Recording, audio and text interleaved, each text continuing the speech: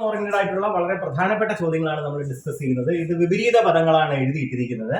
ഉന്മധ്യ എന്ന് പറയുന്നത് നടുഭാഗം ഉയർന്നത് എന്നാണ് ഈ വാക്കിന്റെ അർത്ഥം. നടുഭാഗം ഉയർന്നത്. അപ്പൊ ഉന്മധ്യയുടെ ഓപ്പോസിറ്റ് എന്താ? നതമധ്യ. നതമധ്യ എന്നർത്ഥം ഊഷരം. ഊഷരത്തിന്റെ ഓപ്പോസിറ്റ് ഉർവരമാണ്. ഉർവരം മീൻസ് സമൃദ്ധിയായ സ്ഥലമാണ്. ഉദ്ധതത്തിന്റെ എന്താ? സൗമ്യം. സൗമ്യമാണ്. ഉദ്ധതം സൗമ്യം.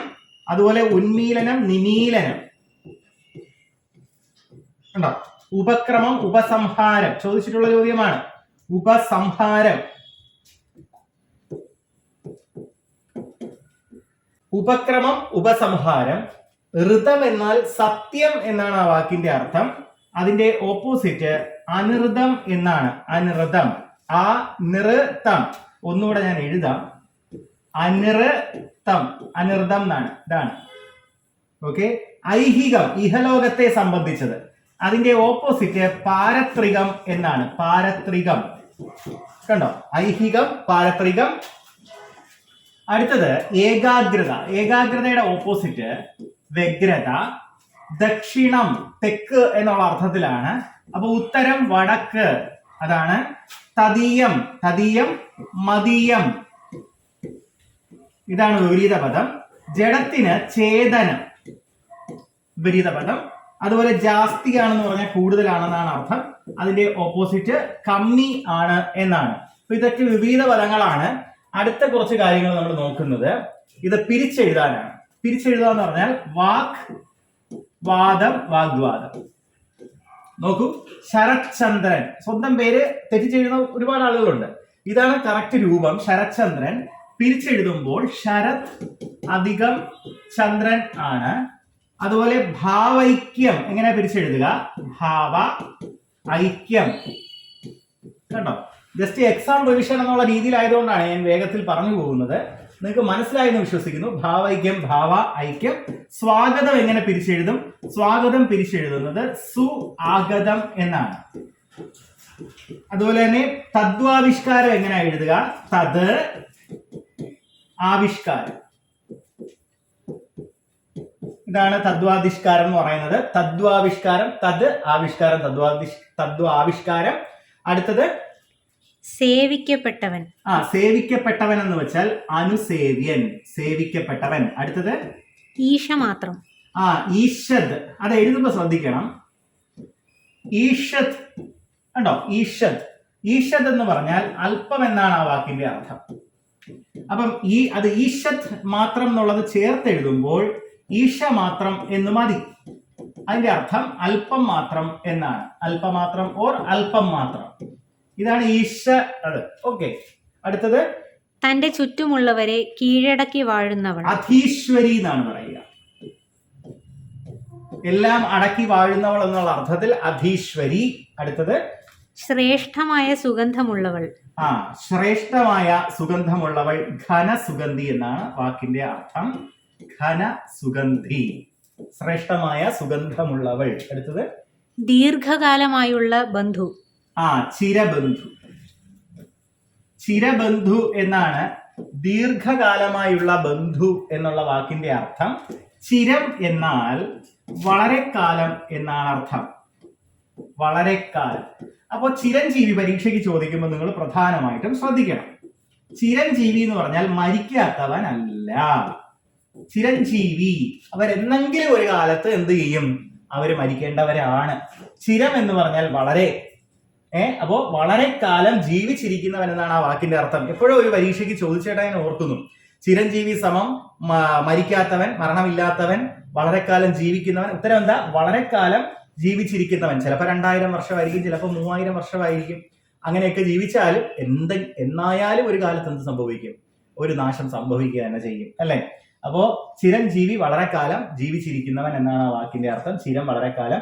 ചിരബന്ധു വളരെ കാലമായുള്ള ബന്ധുവായിട്ടുള്ളവൻ ചിരബന്ധു. അടുത്തത് സൈകതം. സൈകതം ഉണ്ടോ? സൈകതം. സൈകതവും ഉണ്ട്, പുളിനവും ഉണ്ട്. പുളിനം. ഇതിന്റെ എല്ലാ അർത്ഥം മണൽത്തിട്ട എന്നാണ്. മണൽത്തിട്ട. അടുത്തത് ഈച്ചയുടെ പര്യായങ്ങൾ. ഈച്ച. ഈച്ചയുടെ പര്യായം എന്താ? മക്ഷിക, അടുത്തത് വർവണ, അടുത്തത് നീല. വർവണ, നീല. നമ്മൾ തെറ്റിക്കുക നീലയായിരിക്കും ഓപ്ഷനിൽ കിടക്കുന്നത്. അപ്പൊ ഈച്ച, മക്ഷിക, വർവണ, നീല. അടുത്തത് ഗാനം ചെയ്യത്തക്കത്. ആ ഒറ്റപ്പദം. ഗാനം ചെയ്യത്തക്കത്. ഗാനം ചെയ്യത്തക്കത് എന്ന് വെച്ചാൽ ഗേയം. ഗേയം എന്നർത്ഥം. അടുത്തത് ഭവത്യേക നീടം പിരിച്ചെഴുതുന്നത്. ഒരു ചെറിയൊരു വാക്കാണ് ഭവത്യേകനീഢം. പിരിച്ചെഴുതുന്നത് എങ്ങനെ? അതില് നീഢം എന്ന് പറഞ്ഞാൽ പക്ഷിക്കൂട് എന്നർത്ഥം. നീടജം എന്ന് പറഞ്ഞാൽ പക്ഷി എന്നർത്ഥം. പക്ഷിയുടെ ഓപ്പോസിറ്റ് പക്ഷിയുടെ എതിർലിംഗം പക്ഷിണി. ഇനി ഇത് പിരിച്ചെഴുതുന്നത് ഭവത്യേക നീടം എന്ന് പറഞ്ഞാൽ ഭവത് ഏക നീടം. ഈ ലോകം മുഴുവൻ ഒരു പക്ഷിക്കൂടായി ഭവിച്ചു എന്നുള്ള അർത്ഥത്തിലെ ഒരു ഭാഗമായിരുന്നു ഭവത്യേക നീടം. ഭവത് ഭവിക്കുക, ഏക നീടം, ഒരൊറ്റ ലോകം.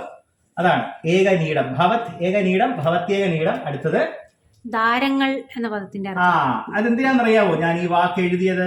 ദാരങ്ങൾ. ചിലപ്പോ തന്നിട്ടുള്ളതിൽ ബഹുവചനം ഏത് എന്ന് ചോദിക്കും, അല്ലെങ്കിൽ തന്നിട്ടുള്ളതിൽ ഏകവചനം ഏതെന്ന് ചോദിക്കും.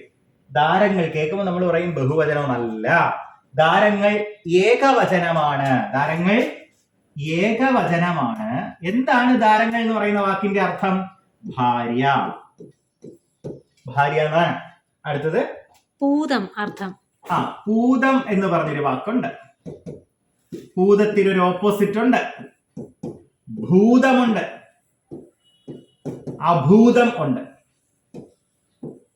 ഭൂതത്തിന് ഒരു ഓപ്പോസിറ്റ് ഉണ്ട്. നമുക്ക് നോക്കാം എന്തൊക്കെയാണെന്ന്. പൂതം എന്ന് പറഞ്ഞാൽ പരിശുദ്ധം. ഇടശ്ശേരിയുടെ പൂതപ്പാട്ട് നിങ്ങൾ കേട്ടിട്ടുണ്ട്. പരിശുദ്ധമായ പാട്ട് എന്നർത്ഥം. അതിൽ പൂതത്തിനെ കുറിച്ച് പറഞ്ഞെങ്കിലും പൂതം സമം പരിശുദ്ധം എന്നാണ് ആ വാക്കിന്റെ അർത്ഥം. പൂതത്തിന്റെ ഓപ്പോസിറ്റ് പങ്കിലം എന്നാണ്.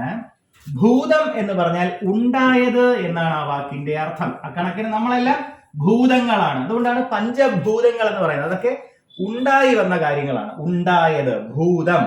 അഭൂതം എന്ന് പറഞ്ഞാൽ മുമ്പെങ്ങും ഉണ്ടായിട്ടില്ലാത്തത് എന്നർത്ഥം. മുമ്പെങ്ങും ഉണ്ടായിട്ടില്ലാത്തത്. ഞാൻ കൂട്ടക്ഷരത്തിലായി എഴുതുന്നത്. ഉണ്ടായിട്ടില്ലാത്തത് വായിക്കാൻ പറ്റുമെന്ന്. മുമ്പെങ്ങും ഉണ്ടായിട്ടില്ല പറയാറില്ലേ ചില തുണിക്കടകളുടെയൊക്കെ പരസ്യത്തിൽ അഭൂതപൂർവമായ വളർച്ചയാണ് എന്നൊക്കെ കേട്ടിട്ടില്ലേ? അപ്പം അല്ലെങ്കിൽ അഭൂതപൂർവമായ തിരക്കാണ് അനുഭവപ്പെട്ടത് എന്ന് പറഞ്ഞാൽ മുമ്പെങ്ങും ഉണ്ടായിട്ടില്ലാത്തത്ര തിരക്ക്. അഭൂതം. ഭൂതം ഉണ്ടായത്. ഭൂതമല്ല, ഭൂ. ഭൂതത്തിന്റെ ഓപ്പോസിറ്റ് എന്താ? അപ്പൊ അതുകൊണ്ട് തന്നെ അഭൂതം എന്നാണ്. എന്ത് പറഞ്ഞപ്പോഴാണ് നമ്മൾ ഇത്രയും പറഞ്ഞത്? പൂതം പറഞ്ഞപ്പോഴാണ് പറഞ്ഞത്. പൂതപ്പാട്ട് ആരുടെയാണ്? ഇടശ്ശേരിയുടെയാണ്. ശക്തിയുടെ കവി എന്നറിയപ്പെടുന്ന ഇടശ്ശേരിയുടെ. അടുത്തത് ചിദാനന്ദം പിരിച്ചെഴുതുക.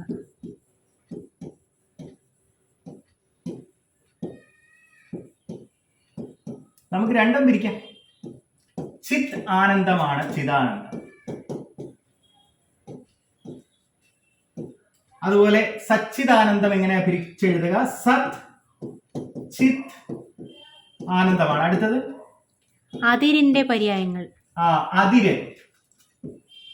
ഇന്ത്യ പാകിസ്ഥാൻ അതിര് എന്നൊക്കെ പറയില്ലേ? അതിരിന് സീമയുണ്ട്, പരിധി, എലുക. ഇത്രയും അതിരിന്റെ പര്യായങ്ങളാണ്. സീമ, പരിധി, എലുക. അടുത്തത് ഉലയുടെ പര്യായങ്ങൾ. ഉല എന്ന് വെച്ചാൽ എന്താന്ന് പറഞ്ഞുതരാം. ആദ്യം ഉല എന്തുവാന്ന് അറിയണം. ഉല എന്ന് പറയുന്നത് ഈ ലോഹ വസ്തുക്കളൊക്കെ, കന്മദം എന്ന് പറയുന്ന സിനിമയ്ക്കകത്ത് നമ്മുടെ മഞ്ജു വാര്യര് ഈ ലോഹ ഇതൊക്കെ കിടന്ന് തിളയ്ക്കുന്ന സമയത്ത് തീയിലിട്ടിട്ട് വാളൊക്കെ ഇങ്ങനെ അടിച്ചു പരത്തിയെടുക്കുന്ന ഒരു വടക്കൻ വീരഗാഥ സിനിമയ്ക്കകത്ത് മമ്മൂട്ടി ഈ വാള് മൂർച്ച കൂട്ടാനും ചുരികയൊക്കെ സെറ്റാക്കാനും ഒക്കെ ഒരു ഒരു ഇടത്തുകൊണ്ട് കൊടുക്കുമല്ലോ. അതാണ് ഉല എന്ന് പറയുന്നത്. അത് ഉല എന്ന് പറയുന്നത് പിന്നെ സ്ഥലത്തിന്റെ പേരല്ല. ആ കെട്ടിടം മൊത്തത്തിൽ നമ്മൾ ആല എന്ന് പറയും. ആല. ആലയില് ചൂടാക്കുന്ന സ്ഥലമുണ്ട്. ചൂള പോലെ തീയൊക്കെ ഇട്ട് ചൂടാക്കുന്ന ഒരു സ്ഥലമുണ്ട്. അവിടെ വെച്ചാണ് ഈ ലോഹങ്ങൾ അടിച്ച് പരത്തി പാകപ്പെടുത്തി എടുക്കുന്നത്. അപ്പൊ അതിനെയാണ് ഉല എന്ന് പറയുന്നത്. ഉലയുടെ പര്യാപദം പറയും. ഭസ്ര, ഭസ്ര, ഭസ്ത്രിക, ഭസ്ത്രിക.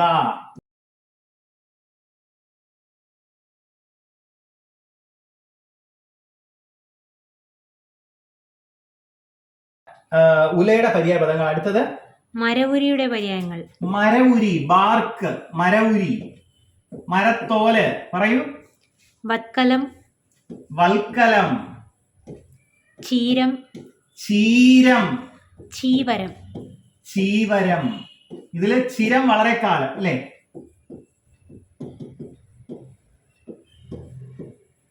ചീരം, മരവുരി കണ്ടോ?